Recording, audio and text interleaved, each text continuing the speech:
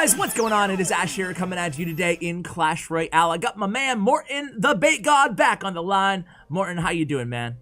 I'm doing pretty well. How are you doing, Ash? I'm doing fantastic. We were going to have you record earlier in the week, but you were sick. Feeling better now? Yeah, sure. Glad to hear it. Glad to hear it, man. Well, we have you on. A lot of people in the comments, I hear you guys have been requesting for another bait video. So today, we're going to share a bait video that I actually haven't shared before. It's nothing incredibly new, but Morten says in his mind, this is the best bait deck in the game right now. And it has both Rascals and Prince. In the past, it's kind of been an either-or scenario situation. So why do you like this version of bait with the rocket in there as well, Morten? Because right now everyone is like playing Barbell, and so you have like Princes, Dart Goblin, and Rascals. And if you play that like next to your tower, the Barbell can't reach it. And so I think it's the best. Like you have 3 cards. Maybe some players are playing Log, but normally you play like Barbell, and like it's less NATO than before. Like last meta, everybody played like Freeze, Tornado, Bowler, like the Splashier deck, the Splashier Balloon deck. But right now, I think bait is pretty solid in this combination. I like hearing that, and a lot of my bait viewers will be very happy to hear that as well. Now, so you think that if I kind of summarize you right there, you think that bait is not as strong as it was, you know, in its heyday when Adam was finishing #1 every season and ladder, but it's not as weak as it was in the previous like couple metas with all that freeze NATO stuff. Yeah. Like it's not at the best spot, but it's viable, I think. Okay, and you shared your favorite. If people don't have like Rascals leveled up or Prince leveled up or whatever, you shared your favorite like more free to play range bait deck, and it's really just the classic. And you guys can see that here. I'll put it on the screen on the deck slide for you. Yeah, Knight got a buff, so I think Knight is pretty good right now. You have the Inferno Tower. There's a lot of P.E.K.K.A., a lot of Golem, a lot of Lava Hound. So yeah, I think this deck is pretty good. Cool. Well, we'll actually at the end of the video you can play the classic version of the deck as well. But why don't you go ahead and search right now? Okay. All right, so we're in here again. Sixu.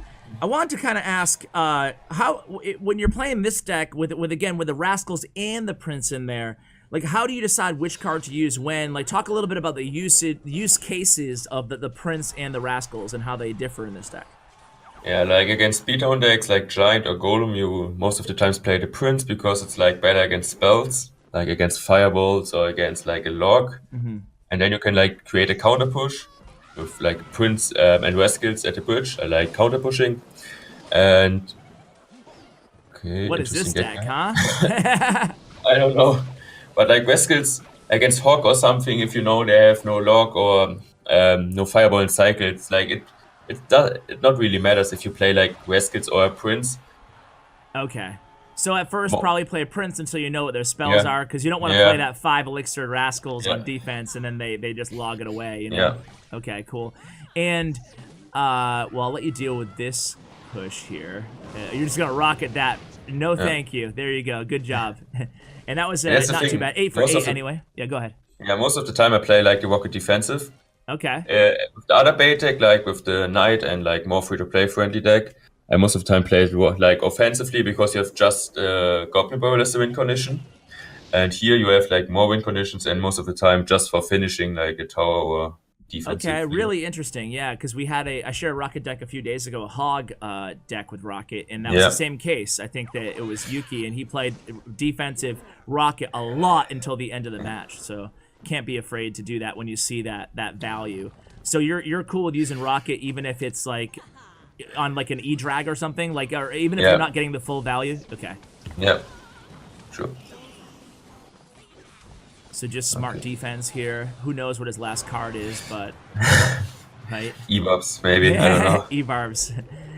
So what I wanted to ask too, another kind of a question, because it's been a while since I shared a bait deck. So what would you advise for upgrade order on a deck like this? Like prioritize maybe the top 3 cards you want to be focusing on. Obviously, I'm assuming Goblin Barrel, but it's in Epic, so it's a little bit more difficult. Yeah, for sure Goblin Gang first, because like if you have unleveled Goblin Gang, they can zap it easily. Okay. And interesting. And it finally breaks through there. And like Rascals is a common card too, and it's like it's not like the most important card, but you see it against Giant. It's pretty important to have like your Rascals pretty high, and like with the normal bait deck, you have like Knight. You have a lot of common cards. You Yeah. can, like Knight. You have Goblin Gang Icebird. But with this, like I think you have just 2 common cards. Yeah, you have just the Rascals and the Goblin Gang, so you'd prioritize Goblin Gang over Rascals, and then with the rares, you have 2 as well. You have Dart Goblin and Rocket. So would you go with what one would you upgrade there first out of those 2 cards? I think I would upgrade first Rocket, to be honest, because Okay. I don't. If like in some matchups you really have to. Okay, GG. Nice. Wow. And this guy had a Fire Spirits and Arrow, so you were able to kind of mitigate 2 counters to your win condition there. Yeah, because in some matchups, like if you play against Balloon and you have like an underleveled Rocket, you need like 1 Rocket and like I don't know, like some bad hits or like I don't know. Yeah. No, but that's totally if true. Your Rocket, Okay. if your Rocket is max, you just need like one tower hit and the Balloon is dead. Okay, cool. You want to play? Let's go one more with that deck, and then we'll switch up decks. Cool. All right, here we go against Venom. I'm gonna give my signature Inferno Tower emote. I gotta ask you while I have you, Morten, about CRL. We had some CRL news finally in 2019. There's gonna be 3 regions, all encompassing the West region, so or 3 sub-regions, I guess. We have Latin America, North America, and EU, all in one region, and then Asia and China. And there's gonna be 2 seasons, one for the spring and one for the fall, instead of just one last year. So any thoughts on all this? You are one of the only players that I actually know of right now who's really contracted for a team, and you know where you're going to be with SK Gaming. Yeah, like I really like the new system.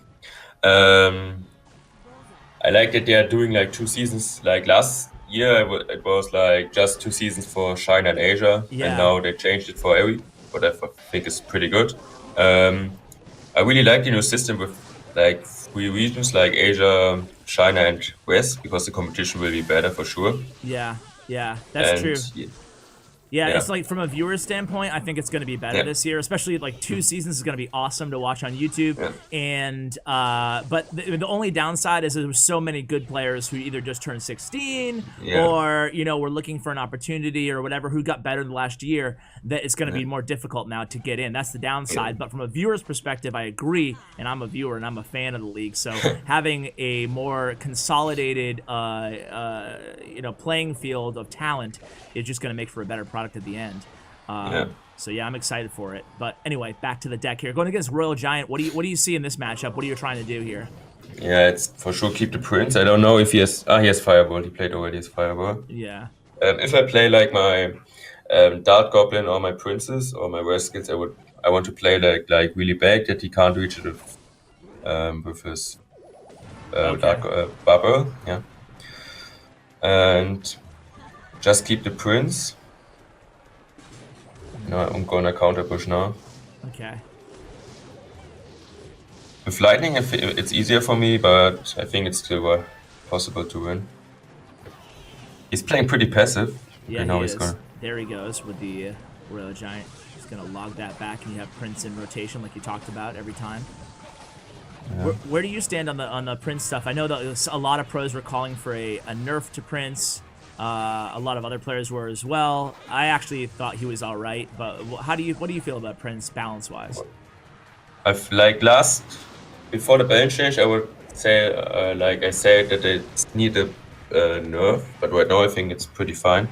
I don't know, because last meta it was like a lot of bowler or a lot of flash units in general. Yeah. And Prince was pretty good against it, but right now a lot of decks have guards, like Mega Knight guards with Ram Rider or some other decks. So I think right now it's pretty balanced. It's one of the stronger cards for sure, but like not OP. Yeah. Man, this deck is so relentless that you're facing right now. Yeah. It's just like he can keep throwing that. Do you think that RG is like the best deck in the meta right now? Or that was a huge connection there. Yeah, maybe not the best, but for sure pretty solid. Okay. And if you play it like right, you can win like every matchup. Well, that begs the question then, what do you think is the best right now in this meta? I think Mortar. Mortar still, yeah. Yeah. Like Igor or someone who's playing Stake perfectly can win like every matchup. Yeah, I did a video with him, Midfinger, guys, if you want to check it out, a couple days ago. Really incredible gameplay, and that's GG. Wow. Yeah. So what happened there that time that you broke through when I was too busy asking you about something else, like about the prince or whatever? Like what went wrong there for him? Why did you connect for all that damage? Yeah, most of the times like I baited this barbell with the goblin bird, and then I played like a prince in the back. And if he plays his royal giant, I get like 2 or 3 hits on my tower, but I get like a really nice counter push with Dart Goblin to snipe his furnace and have Goblin Gang behind my prince, so it's pretty hard to defend for him. Okay, cool. Well, you want to switch to the classic version? Do a couple battles with that? Sure. Awesome, cool. So in terms of how you're playing this, you mentioned obviously you're a bit more defensive here, and you're going to be using your rocket a little bit more offensively. So let me ask you about that. When you use your rocket offensively, are you looking for an elixir lead, his win condition out of cycle? Like, what are the opportune times to just rocket throughout the match? Like, there are some options. Like, if he plays like a card for 5 elixir in the back, I always rocket like Executioner. And then, like, if I just need 2 or like 2 rockets, I almost rocket the tower and then like cycling quickly. And the other option is like start off double elixir time. If I know I have elixir advantage, I can rocket easily, and then I have enough elixir because like double elixir time start. Okay, cool. And there he fireballs down. And hey, you asked for mortar, you shall receive, Morten. We got you. We got you here. So are you ever going to use your Inferno Tower defensively against mortar? If no, would you ever use it defensively against Expo? Yeah, normally I most of the times I try to use Inferno Tower. It works like most of the times just once, because then he plays like belts over the Mortar, and if I play then my Inferno Tower have a big problem. Okay, so you use it one time and then you'll switch it up. What about, do you ever go, when you use the Inferno Tower, well, we'll see right now, I guess. Yeah. He has the bats ready for you. But Inferno Tower has a lot of HP. That's true. He logs too, so he uses a lot of elixir there, but he's still gonna get a hit or two. Okay, now he has a big elixir disadvantage. Yeah. And you connect. All kinds of damage there. Yeah. And as soon as you saw that he had that log out of cycle there, even though he had the mortar down, you just spammed him. You had Knight, Goblin Gang, Ice Spirit, everything. Yeah, I knew he had not that much elixir because he played like Mortar, Goblin Gang, and Log. He played like everything. So I knew I have to go in with pressure. And most of the times I even play my Goblin Bird at 3 elixir if I know he has not enough elixir to counter my Goblin Bird. Do you have any tips for my viewers in terms of counting elixir? Yeah, most of the times like I get like a feeling about it after time. If you play like, if you know, like, wait, so it's fine. Yeah. Like if you play like a rocket on giant mega minion prince, you know, like it's a positive trade or something. Yeah. But so you're like you're kind of, instead of counting his elixir all the time in your head, you're just keeping track of like interactions, kind of, right? And the other tip is against Mortar. Or sometimes it makes sense to play like Inferno in the middle. Yeah, like, I was gonna ask you about that. To distract like the Mortar, and like the Inferno has a lot of HP, so you can distract it and kill the Mortar like with Goblin Gang or something. Yeah. Would you ever, against any matchup, would you ever like preemptively play an Inferno Tower before they play anything? Because I see some people doing that sometimes. Not necessarily pros though, you know? Like, you know what I'm talking about, right? Like, yeah. So would you ever just play would you play an Inferno Tower before they make a play in any circumstance? I guess if you had a huge lead, right? In like, just predictive wise. If I know he has like Expo, then I play like and have an elixir lead and he plays Expo, and I know he's gonna play Expo, then I play like Inferno at the bridge, but like normally just in the middle, like really rare. If I have like most of the times you have like a player, you have like princes and you can play it in the back. So most of the time not. Got you. Okay, well, let's do one more if that's cool with you. Yeah, okay, go. Let's go undefeated here, Morten. No pressure. So we'll cheer you on here. Give that. And so what do you think of, I've been asking like all my guests this week because it's the required question here, is wall breakers. What do you say about wall breakers? Rank them on a 1 to 10. I think it's the worst card ever. Oh man, I totally agree with you. All my viewers are probably sick of me saying it by now, but yeah, I'm not a fan of the card at all. So you never put wall breakers in a bait deck then, I'm assuming? No. Okay. But I already said that after I saw the first gameplay with them, that they're not like that good. Yeah, I agree. All right, well, the question has been asked. There you go. Do you feel like bait needs another card, or is there like what would make bait what would take bait to where it used to be right now? I feel like the reason it's kind of declined a bit from its heyday is that they've just added so many counter cards like Bar Barrel and like so many other cards too, that there's like NATO, and I could just go on and on and on. But what do you think? Is there anything that can take bait back to log bait back to the way that it was like way back in the day? Like for sure Bubble nerf, but I think it's possible, like because Bubble is still one of the best cards. Yeah. Yeah, maybe Baby Dragon nerf, because Baby Dragon is really like, it's hard to defend Baby Dragon. Like with this deck, you have nothing against it. Yeah, that's true. I think like I'm one of the person who says like, since I don't know, like 1 or 2 months, that Baby Dragon is too strong for me personally.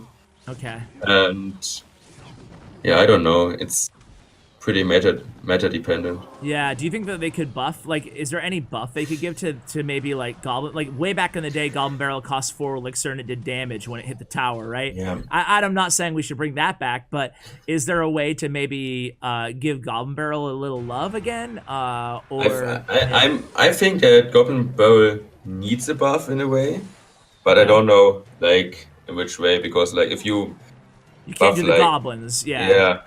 So like maybe it is. Maybe it is adding like a little bit of damage. You know, yeah, I don't know.